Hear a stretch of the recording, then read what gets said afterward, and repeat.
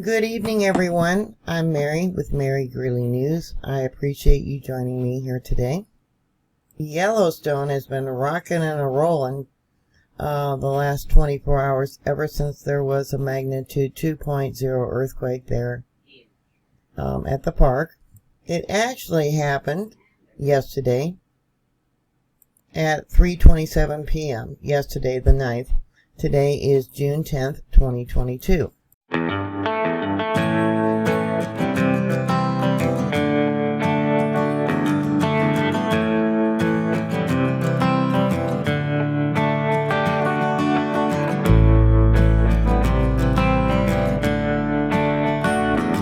Here's a spectrogram for that earthquake. It actually was a magnitude 2.55, not a magnitude 2.0, and I'll bring it down so you can see it. MD 2.55, and we'll go to the spectrogram, or the seismic signature. Yeah, it rattled for a little bit. Now this comes from Maple Creek. The boreholes have been down for almost 24 hours. And over here is that earthquake right there. There's been, quite a few. We got one here at, what time we got? Let's see, 22:16. USGS says that is a magnitude 1.0, but it was actually a 1.96. And then we got another one below it marked in red, right there, at 2:06. USGS says it was a magnitude 1.2, and they're all within the Madison River area where these earthquakes are happening. That one actually was a magnitude 2.02. There's a lot of 2s today. The next one marked in red at 6:12. That one is not being reported. They're saying, well, it's not being reported, but it comes in as a magnitude 1.56. We'll look at its seismic signature right there. There was about 10 hours where they didn't report any earthquakes between 3:25 Universal Time and 13:39. Alright, the next one, you can see there's lots of little ones. We'll go over that in a minute. The next one they are reporting is at 13:40. Here it is. They have it listed as 13:39 and 57 seconds, almost 13:40. Talk about a major lie. That comes in as a magnitude 2.08. Yeah, big difference. And we'll look at its seismic signature. Yeah, it rattled for a while. That is definitely not a 0.9. There's a little tiny one here marked in red. I'll have to make that bigger. Right there. Looks like we got 2 of them actually. That one is not being reported. That comes in as a magnitude 1.33. The next one marked in red would be this one right here. Oh, I just did that one, excuse me, 13:40. Okay. Alright, the next one would be 15:05. They're saying that one too is a magnitude 0.9. But even after shortening the seismic signature, it's a magnitude 1.70. And we'll go to its seismic signature. See how I really shortened it up?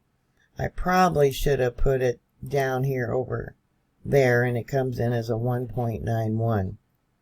Alright, the next one marked in red. Yeah, they're just lying through their teeth. 17:23. A magnitude 0.7. Well, how much did they lie on that one? You can see here I really shortened up the seismic signature. It's a magnitude 1.66. And we'll look at its spectrogram. Yeah, I really shortened it up. It's probably, larger. The most recent when I pulled the files would be this one right here at 21:31. There's its signature. They're saying it's a 0.9. Well, how much did they lie about that one too?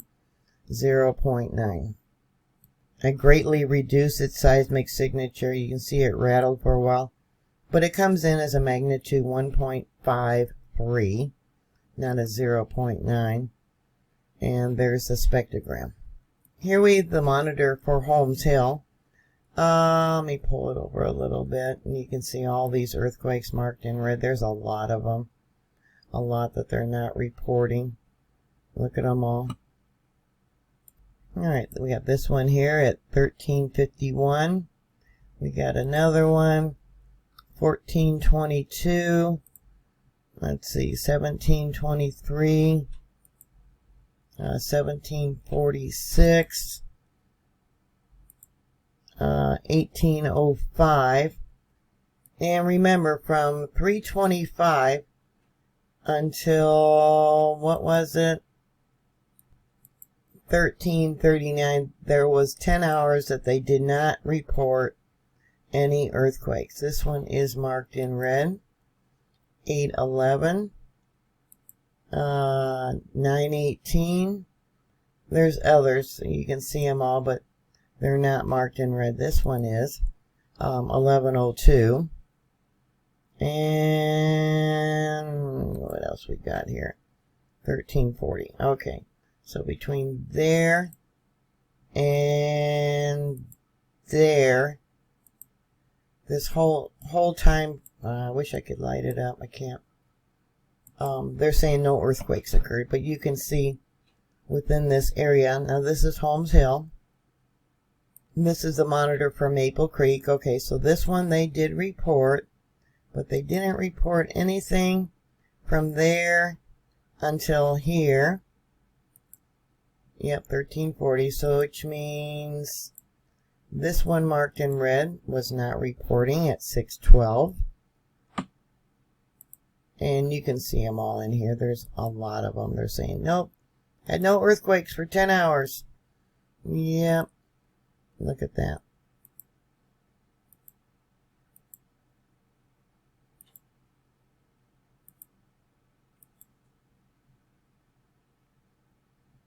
This here is Maple Creek when I pulled the files and I talked about the lines of melt. Look how close they are getting to the surface. And we'll look at the seismic signature. And let's pull this.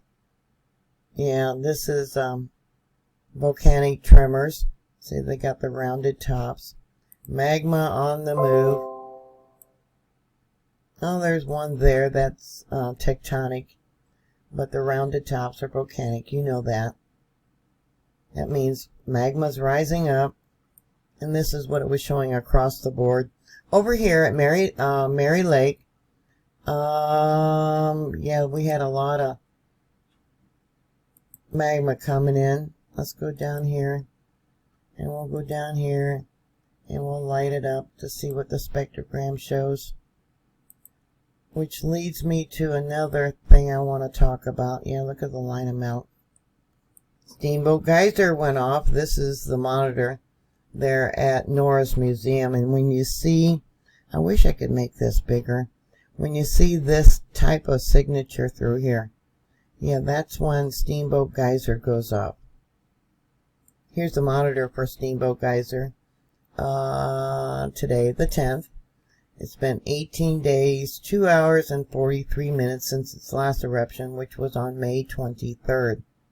Before that was May 4th. Yeah, Yellowstone's heating up, and I wish they would zoom back into one of the geysers, because I want to talk about the iron sulfide that's been coming up. This here is a video clip of Beehive that I captured on the 7th, and I'm going to play it, and you're going to see how dark this steam is. Now, what is causing that is the iron and sulfur mixing together. The ground became extraordinarily hot, enough to melt the iron that is under the ground. Another indication of iron in this area is the orangish color of the ground up behind here, in the back to the right, and up over here. So when the magma is coming up, heating up the water, that water becomes super heated, enough to melt the minerals in the ground. And that's what you see coming up is the iron sulfide.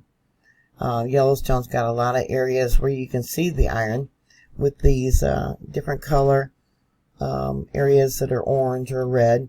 You know, it's that way from the microbial mats, but no, that's the iron that when it steams, when it gets hot, let me play this again for you, and it actually melts that rock. It's got to be super, super heated to melt the iron that's in the ground.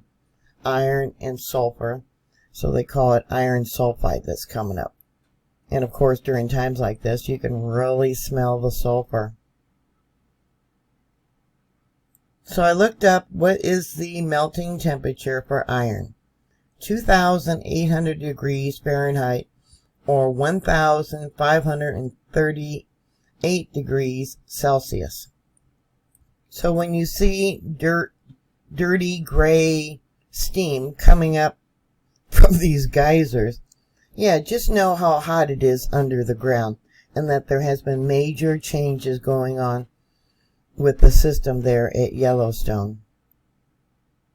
There is a lengthy video that I found called Geology of Gold Deposits, how gold deposits form, volcanoes, Yellowstone, sulfur, and iron epithermal. Yeah, you might find it really interesting. It's about how this heated sulfur water gets so hot it actually melts the minerals. And sometimes, in this guy, it's an article about mostly gold, but how it is deposited, comes up from the earth, and created in volcanoes. He shows one of the springs there at Yellowstone, talks about the water, the sulfur, how it's heated, and different depths that the water is heated, hot enough to melt the rock, melt the minerals. Those there at USGS, they know this when they see it.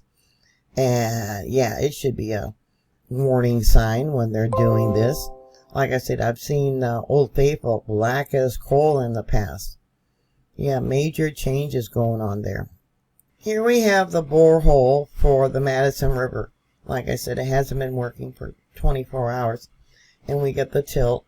Top is north, bottom is east, I believe. It's been a long time since I've shown this, and you can see how it's rising. This is the last week. And then down here is the disk for the last week, showing the different earthquakes. And then this would be for, I believe, a week. No, or a month. Yeah, this is for the last month, showing the tilt, how it went down and then it came back up.